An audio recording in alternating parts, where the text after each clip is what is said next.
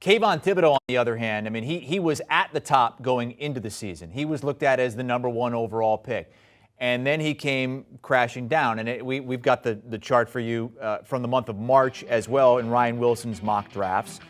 Thibodeaux was in the top 5 for quite some time, then dropped all the way down into the teens at one point.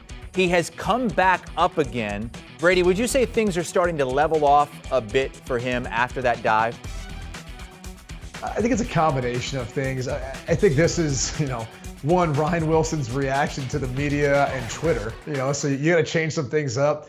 I think the first few mock drafts, you probably do what you see on tape, and then you go through all this evaluation period, the Senior Bowl, and then you're looking at the combine, then you're looking at pro days, and you're listening to what's being said out there, and that starts to manipulate this whole process. Look, Kayvon Thibodeaux is one of the best overall prospects in this draft class. I think we did this exercise about a week or two ago, and I had him somewhere in the top 10, maybe 6 or something like that. I could very well see him going under that number, though, and I don't think he gets outside of the top 5. I just think it's a rare to find a couple tackles we've talked about so far today, and Evan Neal and Ike Ekwonu, and then the edge rushers that we talked about, whether it's Hutchinson, Walker, and Thibodeaux, those 5 could very well go in the top 5 because I think every team is looking for just that. Big men who can move and be able to get after opposing quarterbacks and big men who can protect them. So I know part of the process, he's been picked apart a bit. And maybe even rightfully so with some of his interviews and things he said publicly, but you can't deny the talent. You can't deny the upside of what he potentially could be. So it really comes down to my opinion of where he ends up landing.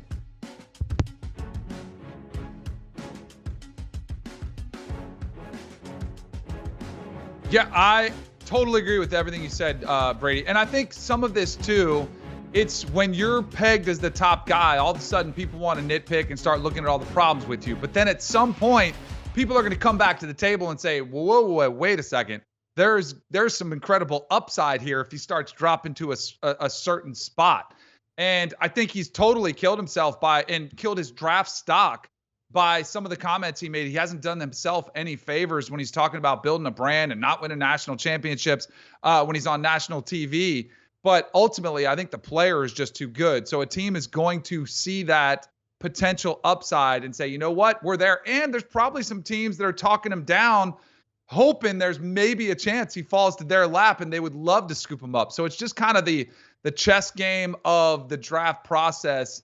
And maybe if it's even like a chess game, it's more like a game of Survivor, like Survivor Island, where you just people stabbing each other in the back. There's below the belt stuff that goes on. You might be talking a guy down to hope that he actually falls to you. The over-under draft position is set at 5.5. Both the guys think that he'll go under that. Brady, what do you think the best team fit for Thibodeaux would be?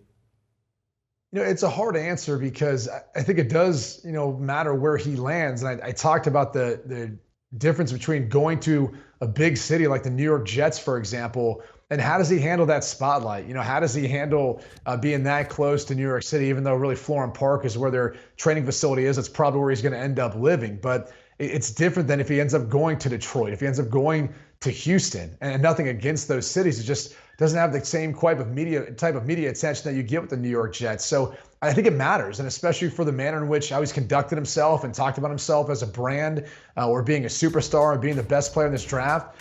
Is he going to thrive in the New York environment and playing for a team like the Jets? Or is he going to be distracted by it? Is he going to thrive if he's in a market that's not overly big and he can't really get up and as excited for games if he's playing in Detroit and there's not as great of a crowd or excitement about it? I mean, those are all questions I think you got to ask yourself.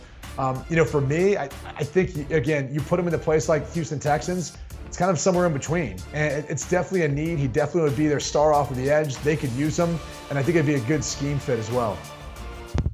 Yeah, Brady, I think this is one of those. This is probably, to me, the biggest boom or bust pick of the draft, because I think if he's in a bad fit or he's not enthusiastic about where he is, I think you could see him out of the league in 3 or 4 years. But if he does like it, if you are able to get him motivated and buy in, I think you could see superstar potential on your hands. So I put him at the New York Jets at 4 because of the buy-in. Hey, New York has made a superstar out of many people. Michael Strahan's probably the biggest media presence out there, former New York Giants defenseman. Lawrence Taylor, one of the greatest pass rushers of all time, Giants.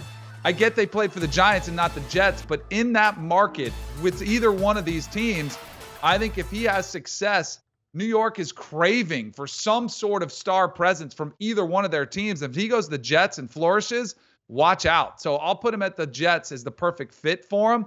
Although if he gets distracted by those bright lights and a lot of the temptations that go along with that, there's a risk factor there too. But I think if he buys in to the New York atmosphere and that market, the biggest market in the world, I think it could be a match made in heaven for both sides. All right, Danny says anywhere from superstar to out of the league in 2 or 3 years for Kayvon Thibodeaux. You don't know where it's going to go. Do you want a sports network that delivers everything that matters about the game? The highlights, the picks, the instant analysis, no yelling, no fake debates, no politics. Hit the subscribe button and never miss a moment.